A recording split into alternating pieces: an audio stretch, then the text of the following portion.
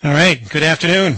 Welcome to our webinar on the new HOBO dissolved oxygen logger and how it can be used in water quality monitoring applications. My name is Paul Gannett, and I'm Product Marketing Manager for Onset's Environmental Monitoring Products. I'm just going to clean up my screen here. Okay. Here's the topics I'm planning to go through this afternoon. First, I'm going to give you a brief overview of Onset for those that aren't familiar with us. Then I'm going to talk about some applications and why dissolved oxygen is important, and then a little bit about why a standalone data logger fits into that. And then I'll get into the specifics on the HOBO dissolved oxygen logger, as well as using the logger, talk a little bit about accessories, and I'll have time for questions at the end. But I also wanted to mention that feel free to text in your questions as we go. For questions that fit into what I'm covering at the time, I'll try to address them at that time. For ones that I don't get to during the presentation, I'll get to those at the end, at least as many as I have time for. I also want to let you know that we are recording this webinar, and we will send you a link so that you can refer to it later. So first, a little bit about Onset. We are the company that makes HOBO data loggers, which are deployed around the world. We've been making them since 1981, which makes this our 31st year. We've been selling data loggers into environmental monitoring applications for all that time.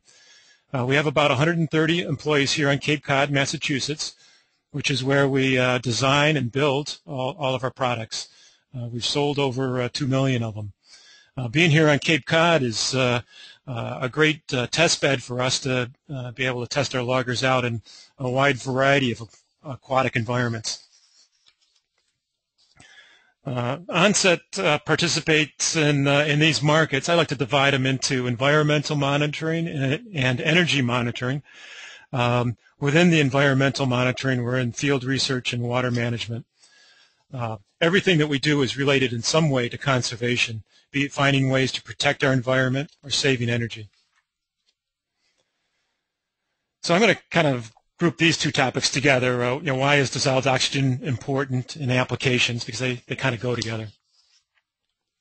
So first, why is dissolved oxygen important? Well, basically aquatic life, like fish, need oxygen just like we do. And unfortunately, development, pollution, global warming, all these factors can affect oxygen levels in our waterways, and it's important to understand the impact of these and understand these impacts so we can better manage our water resources and protect them. Probably most of you have heard of hypoxia, and many of you are probably doing work related to that. Certainly this is kind of an extreme case here. We don't want our water to get so depleted of oxygen that you get waterways that look like this. It can be obviously a big problem. So, in terms of applications, I suspect most of you have applications in mind where you might need a dissolved oxygen logger. So I'm just going to go through some typical applications that we've targeted with the HOBO dissolved oxygen logger, but I'm sure you'll find that they work in many applications beyond these. Here's an estuary on Cape Cod that feeds into tidal marshlands and ponds used by herring for spawning. The newly hatched fish fry are especially sensitive to low dissolved oxygen levels, so they especially keep a close eye on dissolved oxygen in these environments. This particular site, there's a culvert underneath the road that was expanded recently to help restore the natural tidal estuary, the flow of water to the other side of the road, and help encourage a good, healthy herring migration for spawning. This is actually Bill Hubbard with the Coastal America Foundation, who I think was signed up for this webinar. So if you're out there, Bill, hi and welcome. He's monitoring water quality parameters, including dissolved oxygen, at several points around Buzzards Bay. Also in Buzzards Bay, there's another organization called the Buzzards Bay Coalition, which is monitoring dissolved oxygen at several points around the bay. And both Bill and the Buzzards Bay Coalition are relying now on spot measurements of dissolved oxygen, but they'd really like to get a more complete picture of what's going on between those spot measurements, which might be only once every 5 days, 7 days, to get a more complete picture. And a dissolved oxygen data logger will allow them to get that more complete picture. One of the concerns around Buzzards Bay is the impact of development around the bay. In particular, there's a wastewater treatment facility and treatment lagoons, and they're especially monitoring dissolved oxygen levels near that. Another application for dissolved oxygen is downstream of dams. Dams can reduce the water flow. They can create stratification, and when that stratified water gets released into the stream below, you can get surges of low dissolved oxygen water, which can harm the aquatic life below that. This particular dam is the Gordon Dam in Tasmania. It's a large hydroelectric facility. So that's all I'm going to really say about specific, applications, just to get us in context. Now I want to talk a little bit about, why would you need a standalone logger, and how does that compare to other solutions that you may be using already. First, comparing to multi-parameter data sounds, where does a standalone data logger fit in? Well, certainly one of the advantages of a standalone logger is that it can be more affordably priced so that it is practical to monitor dissolved oxygen at multiple points and multiple depths. So you can get a better spatial picture of what's happening within your aquatic ecosystem. What are the dynamics, and how is low dissolved oxygen moving from one area to another? Another advantage of the low price point is you don't have to watch them quite as closely. I've heard of some people having to post guards to watch their instruments out there, but at a more affordable price. I guess you still don't want to lose them, but it's a little more affordable. And the next thing I want to mention is I expect in most cases you're going to be using dissolved oxygen loggers in conjunction with central multi-parameter data signs. Just that way you can get a picture for multiple water quality parameters in one location, but then you can get a picture of the spatial diversity of the dissolved oxygen by deploying the data loggers in multiple locations, and then bringing that data together afterwards to paint your picture. Another advantage of standalone data loggers is just their smaller size makes them easier to deploy and mount on tether lines. We'll talk about mounting a little bit later on in the webinar. So another kind of a comparison point for you is many of you may be using field meters or titration methods to monitor DO. The advantage of having a standalone data logger is you can get a more complete picture of what happens during the time between measurements. If you look at this graph here, you can see pretty clearly that on the right side is the sunny days. You can see much more variation in your dissolved oxygen levels, both higher and lower, versus your shady days, which are on the left, which you tend to get less variation. That's the kind of things you can see when you actually have a time series of data.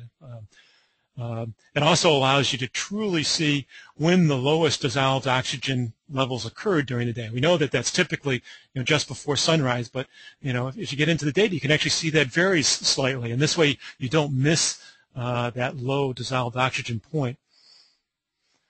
Another advantage of the data loggers is that you can have multiple ones deployed at the same time, and you can synchronize them so that they're actually taking their readings at the same time, and allows you to compare the data between those different sites.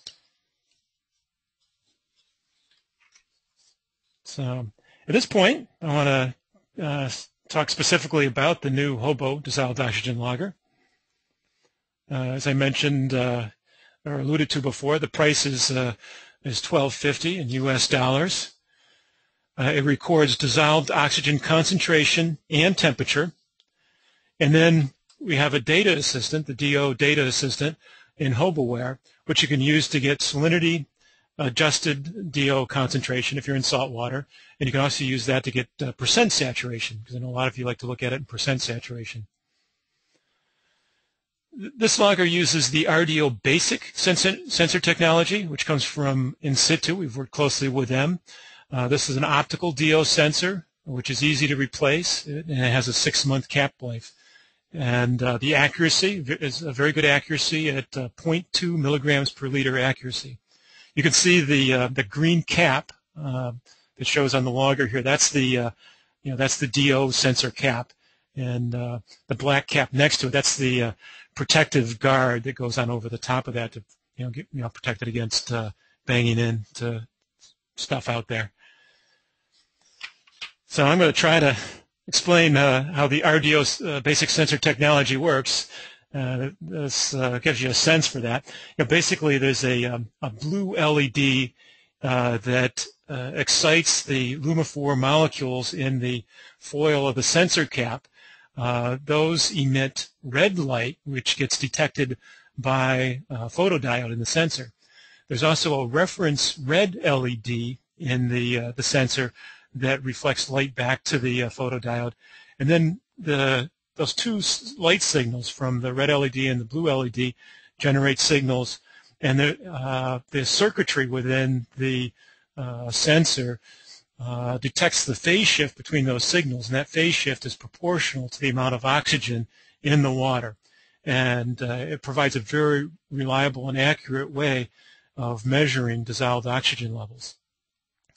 This is actually a chart which was put together by an organization called the Alliance for Coastal Technologies.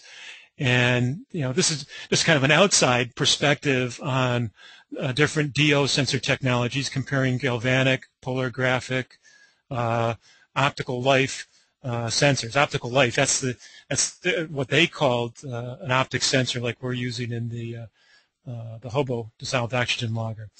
And as you look at this table, I know there's a lot of information here, but basically what it shows is the advantages of the optic type sensors in several dimensions. In terms of flow dependence, it's much less dependent upon water flow for getting good measurements. Response time is pretty fast with an optical sensor. It has a wide measurement range, down to very low oxygen levels. It's got excellent long-term stability, which is especially appropriate for a data logger, which gets left out for a long period of time. You want to be able to compare, have accurate data over the duration of the deployment. It requires minimal maintenance, and calibration is pretty straightforward. All these are advantages of optical technologies. This is an interesting question. Has the optical DO technology been approved by, in this case, the New York State DEC, and has Onset made inroads towards New York State approval?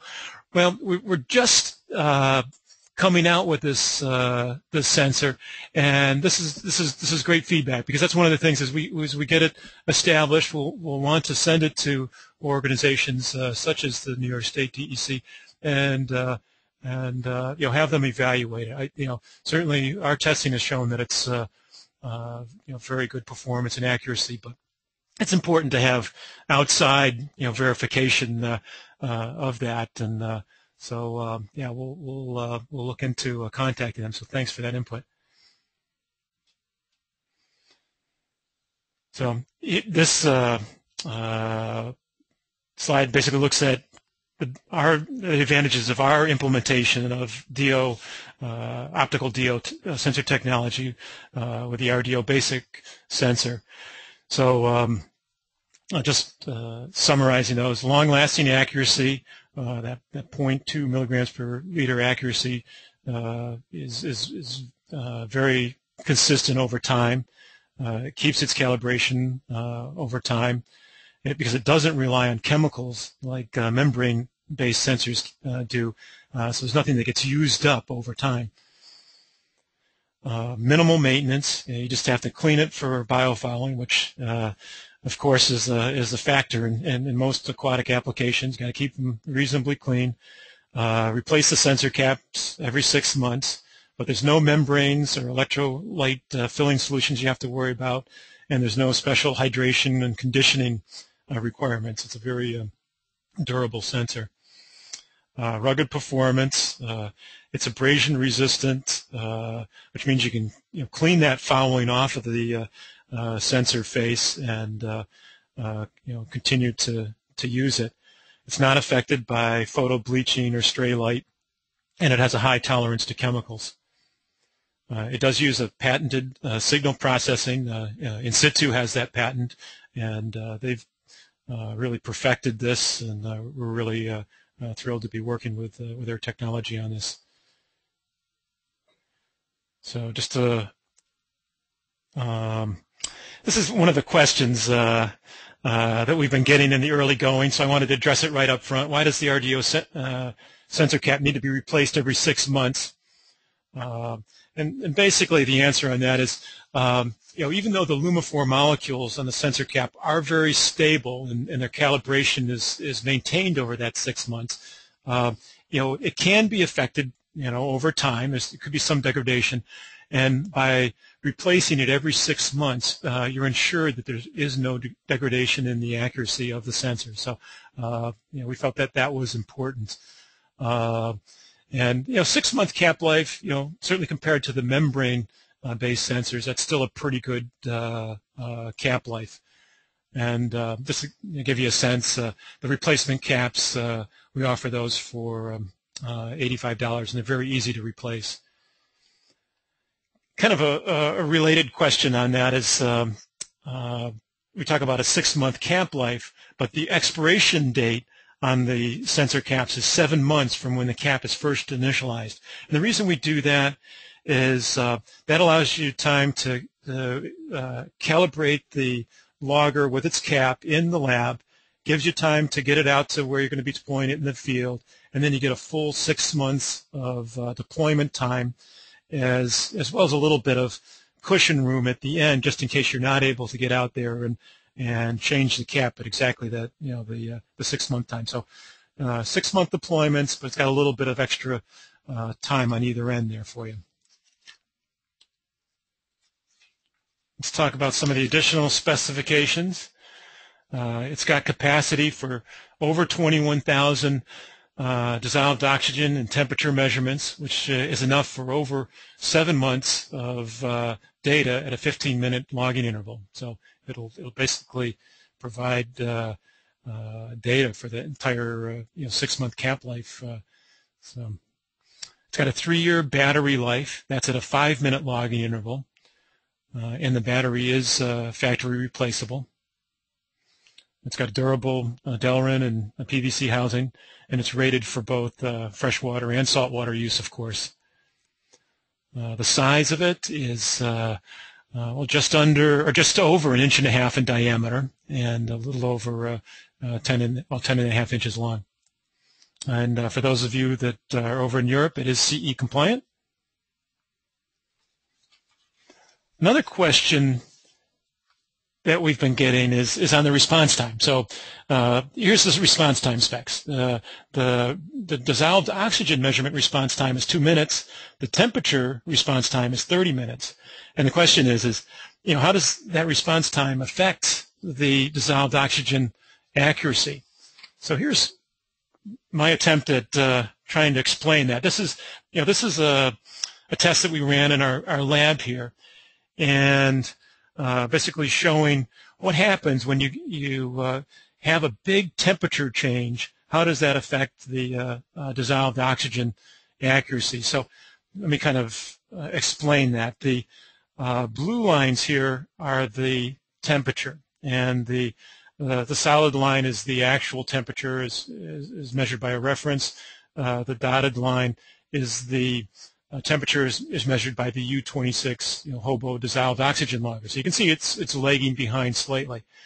You can see there's a very big change in temperature here. So this is over the course of 20 minutes from where the temperature this temperature increase started to where the red line is. That's about 20 minutes. And during that time, the temperature was increased by 2.5 degrees Celsius, which is faster than probably you'll see in most cases in the real world. So what was the effect of that temperature change on the dissolved oxygen measurement accuracy? Well, this black line here is the dissolved oxygen is measured by a reference. The dashed line is the dissolved oxygen as measured by the HOBO dissolved oxygen logger. So you can see there's a perceptible change in the accuracy of the dissolved oxygen logger where the temperature changed. But if you look at that change, I think it works out to be 0.16 milligrams per liter of difference between the actual and the measured dissolved oxygen.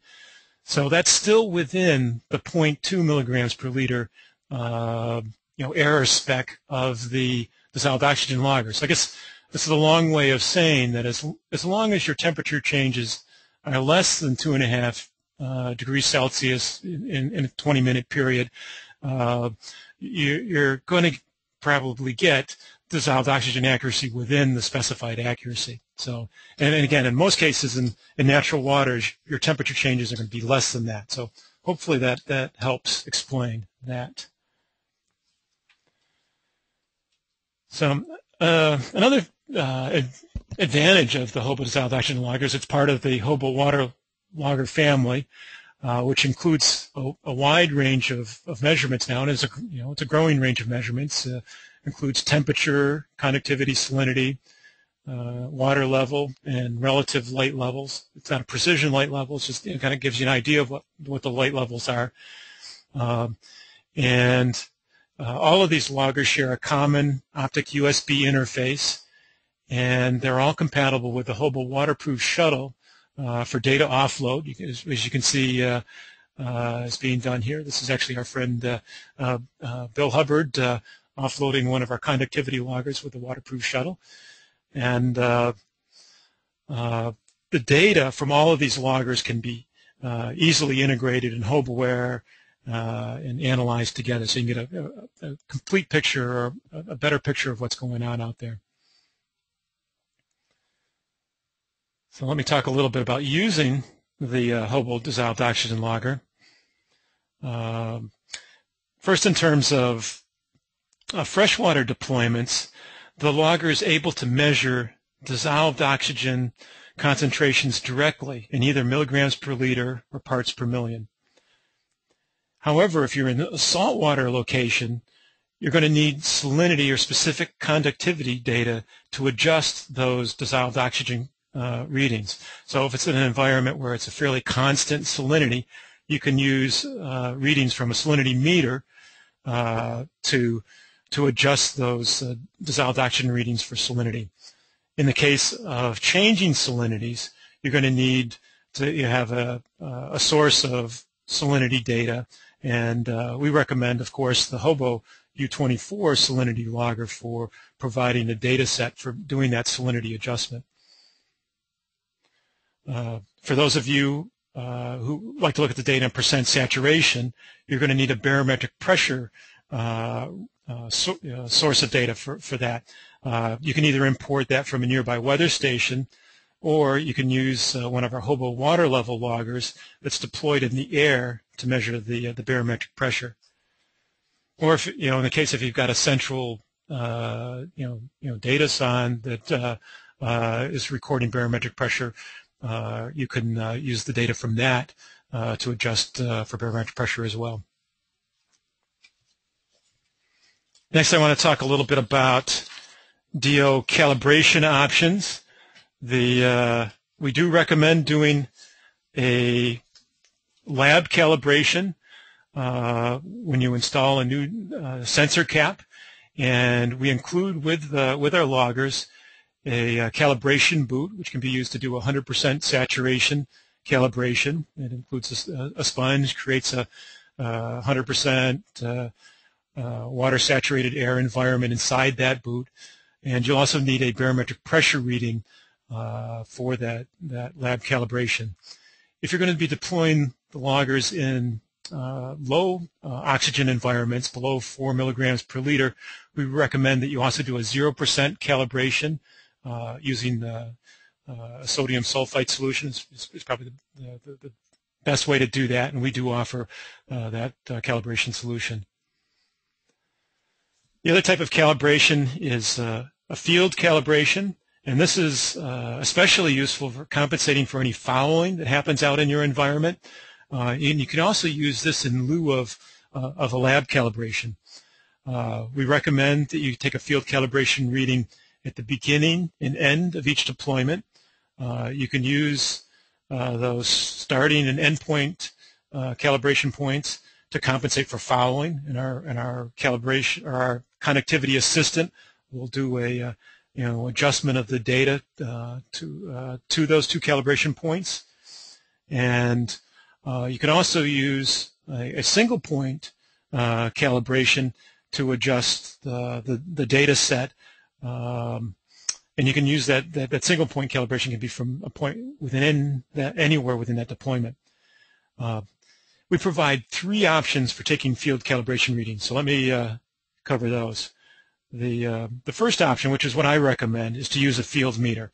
It's the fastest and generally the easiest way to do a field calibration, and the loggers can stay in the water in most cases. For freshwater environments, you can use a dissolved oxygen meter that just records dissolved oxygen. For saltwater environments, you're going to need to have salinity adjusted DO measurements, so you're going to need a meter that measures both dissolved oxygen and salinity.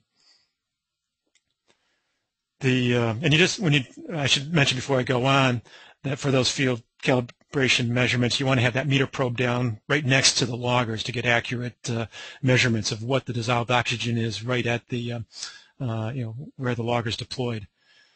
Another option for field calibration is the 100% saturation method. This is useful if you don't have a meter, and it uses the same calibration boot that's used for the lab calibration. And you got to make sure to have some fresh water for soaking the sponge in for this calibration. When you do this 100% saturation calibration, you have to allow time for the logger to reach temperature equilibrium with the surrounding air. And that time depends upon the temperature difference between the water and the air. So in some cases that can require some time, so make sure to allow for that. It also requires a barometric pressure reading, which you can, again, use a meter for those, or if you're also deploying a water level logger to record barometric pressure for your deployment, you can use the data for that as your barometric pressure for your calibration. Another option for field calibration is to use a Winkler titration method. That's a good method if this is what you're using as your reference for your measurements, and you've got a good, reliable way of doing the Winkler titrations out there. You got to be careful because if it's not a good Winkler titration, you could actually potentially make the accuracy worse. So you want to make sure you get a good accurate reference measurement for adjusting the dissolved oxygen readings. So at this point, I actually wanted to show you a little bit of our software. So I'm going to open an actual data file from a marina here in Cape Cod. And this is from our U26 HOBO dissolved oxygen logger. So this is HOBOware. This is our usual plot setup screen. What I'm going to go now is I'm going to hit Process to run our dissolved oxygen data assistant. So this is what the assistant looks like, and I'm going to walk you through this. There's quite a few options. The first option is to adjust for salinity. Again, if you're in fresh water, you don't need to adjust for salinity, so you just uncheck that box, and you don't need to worry about this. But if you are in salt water, which is the case for this data set, You can adjust that for salinity either with a salinity data file or a salinity reading or a specific conductance reading or a specific conductance data file. So quite a few choices. So I'm going to choose to use salinity data file, which I'm going to get from my U24 conductivity salinity logger. That's our logger for that. And I've already set that up, and that our data assistant remembers that. So that's why that's already there. Now, if I want to look at the data in terms of percent saturation, I also need to adjust for barometric pressure. And you usually want to use a barometric pressure data file, which can be either from one of our water level loggers deployed in the air, or it can be from a nearby weather station. If you're using a weather station that's providing barometric pressure data adjusted to sea level readings, you need to also enter in the elevation of that station. But in this case, I've used a HOBO logger to record the barometric pressure, and that records it in absolute pressure, so I don't have to adjust for sea level. Down here is where I select what data series I want to get out of this data assistant. So I'm going to get both dissolved oxygen, adjusted concentration, as well as the percent saturation. Over here is where I enter in my field calibration readings if I'm using those, and in most cases we'd recommend that. And there's a couple different, I mentioned the different field calibration methods. We show those here. If you could check the box for 100% water saturated air calibration, or in this case I'm entering in meter readings that we took. And here's how you enter in the two calibration points. The starting point was taken at this time, and the reading was 9.58 milligrams per liter on my meter, and here's the ending point calibration. You also have an option to just display the data between your calibration points. I'm going to leave that unchecked. I'm going to come down here and create the new data series. There's a couple of options here for dealing with data set underlap. In this case, I'm going to choose option 10 or option 2. I'm not going to worry too much about that at this point. So now we're back to the plot setup. I'm going to remove a couple of my series from what we're going to plot, so we just simplify it a little bit. I'm not going to plot the events. I think that's good. So let's come down here, plot these data series, see what they look like. First thing I'm going to do is select our zoom tool. This red area here is when we had a salinity logger deployed. So I'm just going to zoom in on that data. Oops. I didn't quite do that the way I intended to. So let me zoom in like this. And now you can see the data set within that time range. And I'm going to use the hand tool, move this off the screen for now. So let me focus in on these two black lines here. The first solid black line is the raw dissolved oxygen in milligrams per liter as recorded by our logger. The dashed line is after it's been adjusted for salinity. So you can see it pretty significantly changes, the reading. So you really do need to adjust for salinity. It's almost a change of 2 milligrams per liter. So this is the actual dissolved oxygen concentration during this time. Now I'm going to move this up, and I'm going to move the percent saturation back up here. Oops. I scrolled it off a little further than I intended. Sorry about that. I'm not used to the mouse in this conference room. It's a little more responsive than the one I usually use.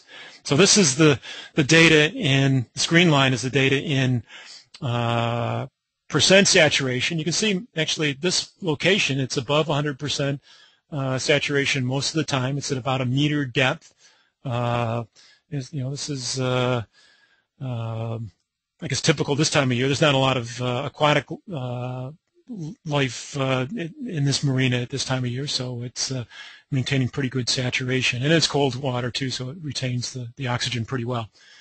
The blue line here is just the temperature during this time. So It just kind of gives you a quick feel for using our data assistant in our software. Probably many of you are familiar with our software already. The other thing I want to point out while I'm here is under the device menu is we have this option for lab calibration. So this is where you would go to do the lab calibration that I mentioned earlier. Now I don't have actually a dissolved oxygen logger plugged in right now, so I'm not going to go through the lab calibration. That's where you'd find it. So at this point, I'm going to go back to our webinar and proceed on to talking about different mounting methods. There's several different ways that these can be mounted. If it's for groundwater, you do a stilling well or a well and hang it from a wire line. And then if you're in a stream or near a structure, you can mount a stilling well on that structure as is shown here and suspend the logger in the well. It's got a mounting eye that's at the one end of the logger. If you're in an open body of water, you could use a tether mounting as shown here, and with some sort of anchor at the bottom and a float to hold it up. These are good for open bodies of water. Post mounting is useful in estuaries and streams, and I guess the one thing you have to be careful with post mounting is make sure that the post isn't in the way of any sort of boat traffic. You don't want the post getting knocked over or anybody getting hurt on the post. One question you might have is if you want to mount a U26 dissolved oxygen logger in conjunction with one of our U24 salinity loggers, you can do that on a tether mount or a post mount. You just mount them either side of the same post or tether. That's pretty straightforward. In most cases you just attach them with zip ties. That's my favorite way of mounting loggers out there. And if you're in a well and you need to hook them end to end, in that case, what you want to do is attach the conductivity logger below the dissolved oxygen logger using one of the holes in the protective cap to suspend the salinity logger. So we're actually getting fairly well along into the material here. The next thing I want to mention is the accessories. And included with the HOBO dissolved oxygen logger is the protective guard. That's the the black cap here at the one end. It includes a calibration boot, which I talked about with the lab calibration, and it includes the DO sensor cap, which when we ship it's uninstalled. You actually install that after you get the logger, so that's when you initiate it for use. This is under here at this end is the communications window, and it's protected under this, the end cap on this end that protects it from any sort of fouling, so it makes it easier to plug the logger into the couplers and keeps that communications window clean. So in terms of accessories that we offer the replacement DO sensor caps. As I mentioned, those are $85. And very easy to remove the old one, put the new one on. Very simple process. We do recommend recalibrating it after you install a new sensor cap. We also offer a anti-fouling guard that can be screwed on in place of the standard protective guard. This has copper windings around it to reduce the amount of fouling while still allowing a good flow of water to the sensor. And as I mentioned, we also offer sodium sulfite calibration solution for doing that 0-point calibration. And we still offer Teflon-coated stainless steel cable for mounting these in wells. We've offered that for use with our other loggers as well. Okay, well, that actually goes through most of the the material that I had planned to cover. So now is the time for questions that you might have. So let's see. I see a few questions have been written in. Let me. Okay. First question is, for freshwater applications, what is the range of specific conductance where we would need to adjust for salinity or specific conductance? The range at my monitoring sites is in the range of 300 to 900 microsiemens per centimeter. Well, actually, the good news there is in applications like that, there is no need to adjust for the specific conductance. You should be able to get, especially at the lower end of that, up around 1,000 microsiemens per centimeter is where we start to think that maybe you need some adjustment. But I would think in your case you're probably not going to need to adjust for that. And you can just use the readings directly from the U26 logger, the milligrams per liter readings.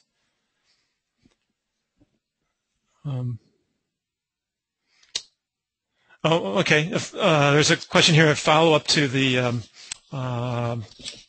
question on the New York State accreditation.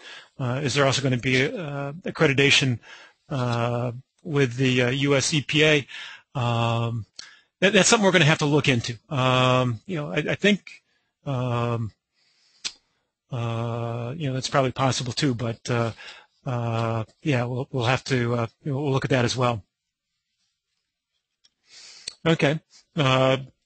Here's a question: is how long does it take to download the data from the dissolved oxygen logger with the HOBO shuttle? And it's a pretty high-speed offload, and you should be able to offload the data in less than 30 seconds, which is, it's nice if it's not a pleasant conditions on the day you happen to be offloading the data. It's nice to be able to offload the data quickly like that.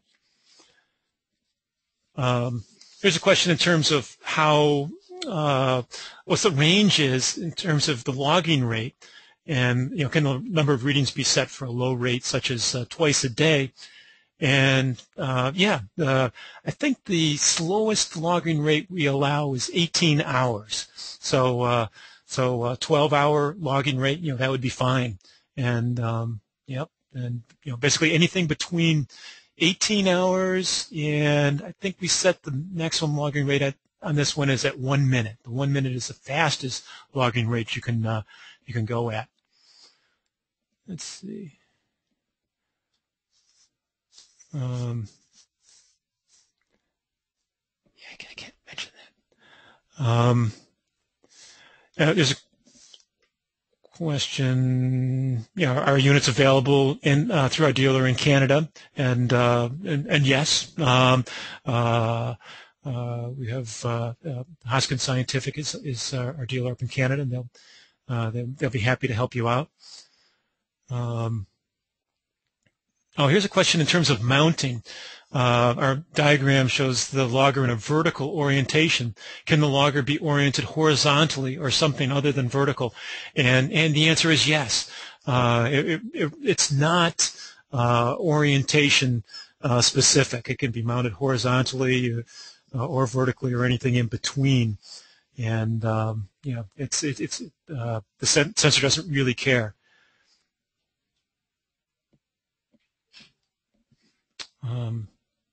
It's really,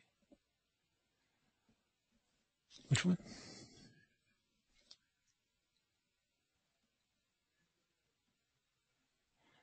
Let's see.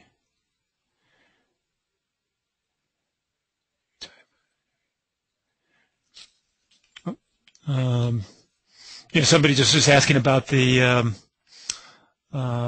battery in terms of if they're user replaceable.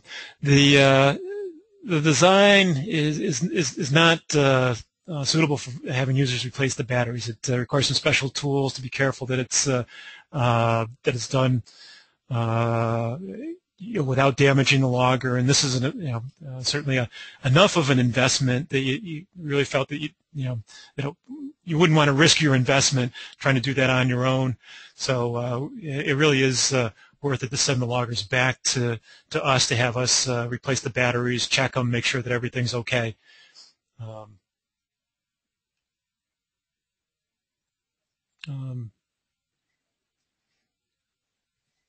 Let's see. Oh, how much is the battery replacement cost? The factory replacement option is $150. That includes replacing the battery, testing the logger, replacing the desiccant, and pretty much at that point, your logger's good to go. You can buy the replacement caps, and you're going to be able to get a lot of years of use out of this logger.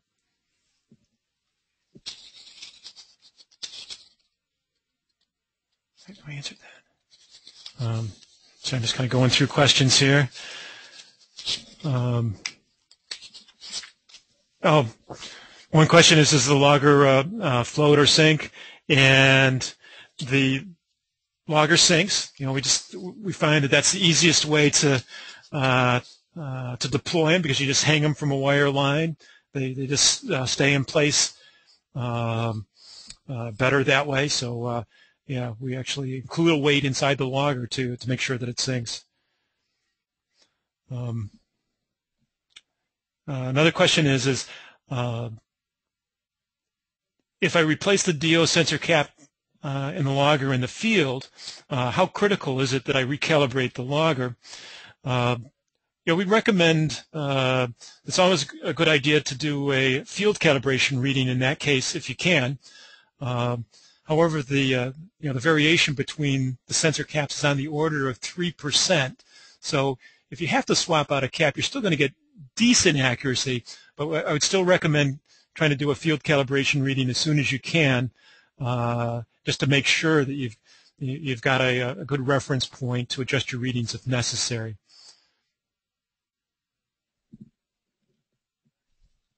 Let's see. Another question is there any special procedure for the maintenance of these sensors in the field?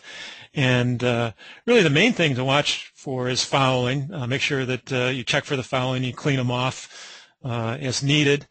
And the amount of fouling really is dependent upon your environment. The RDO basic sensor itself does not have any special maintenance or storage requirements, so that it's pretty easy to maintain in the field. A question on the accuracy of the temperature measurements in the dissolved oxygen logger. The accuracy is 0.2 degrees Celsius accurate. So that's consistent with our temperature loggers, and in most cases we found that that's pretty good accuracy.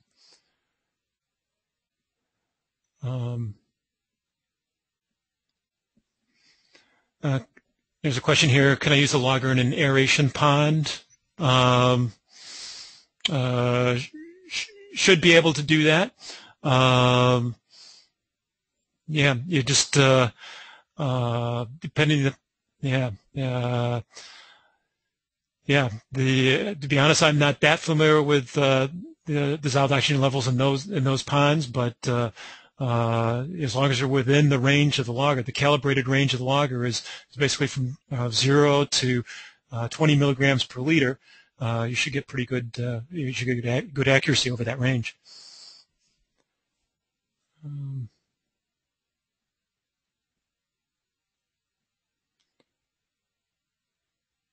Let's see. I'm just kind of reading through some of the questions I've used.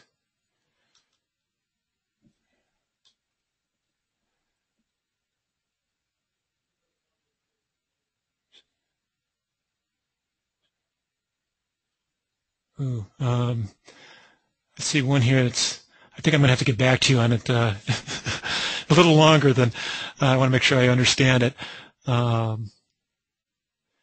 Yeah, and I should mention any questions that I don't get to here, I'll follow up with you by email.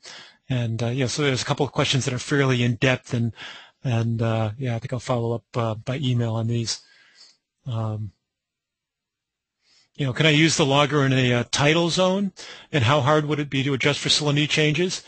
And the answer is definitely. We've got some pretty good tidal zones here around the Cape, and we've tested these loggers pretty extensively there, and definitely you'd want to deploy one of our conductivity salinity loggers to get the data that you'll need to adjust the readings, but you can get very accurate readings using that combination of loggers, the HOBO salinity logger and the HOBO dissolved oxygen logger.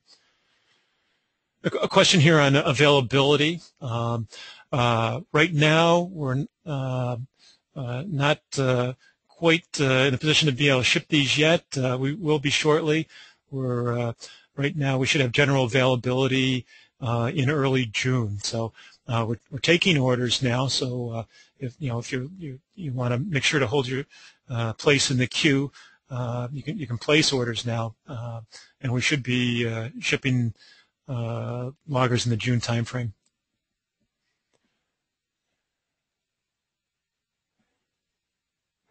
There's a question here on the calibration for the salinity meter.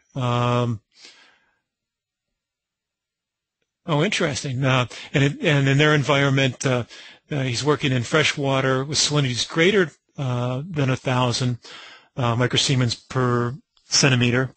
And in that case, you would want to use the specific conductivity data set to adjust the readings. We found that at that level, the specific conductivity could have an effect on the dissolved oxygen reading. So again, in that case, you could use our freshwater version of the conductivity logger, the U24-001.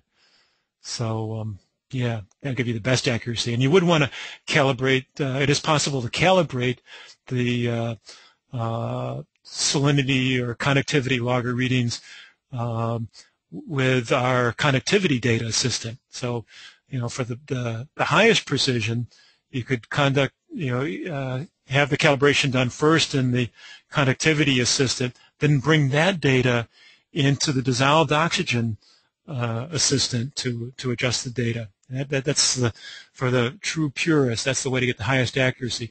We've actually found that in most cases, you can bring the data in from the U24 logger directly into the dissolved oxygen data assistant and get the specified accuracy of the logger.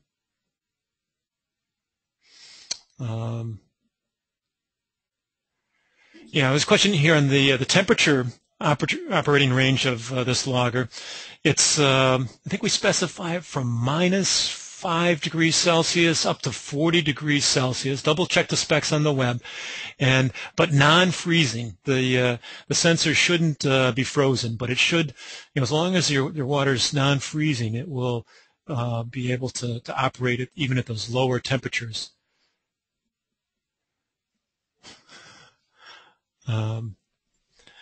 I think at this point, probably a good point to kind of wrap things up. There's a couple other things I want to refer you to. So first off, I wanted to remind you again that we're going to send an email after this webinar with a link to this webinar so you can refer back to it. And we hope we've provided some information that you'll want to refer back to. And we also have an ever-increasing number of resources on our website. We've got a lot of information on the product, of course. We've also got white papers, application notes, and webinars on using our software that you may want to refer to. If you've got questions about this webinar, feel free to contact me, and here's my contact information. And if you've got questions related to configuring, a set of loggers for your needs, feel free to contact our application specialist. And here's our 800 number for that, as well as you can use our sales@onsetcomp.com email address, and that will get routed to someone here to help you out, and they can provide quotes on systems for you, and including, if you're looking at multiple loggers, they can give you the quantity pricing. And after you have your loggers and you need support, we've got great technical support here. It's available from 8 a.m. to 8 p.m. Eastern Standard Time, and you can also send emails to loggerhelp@onsetcomp.com. So basically at this point, I want to say thanks for attending our webinar this afternoon. I hope I've provided you some good information and answered some of your questions. And I really appreciate your taking the time with us this afternoon.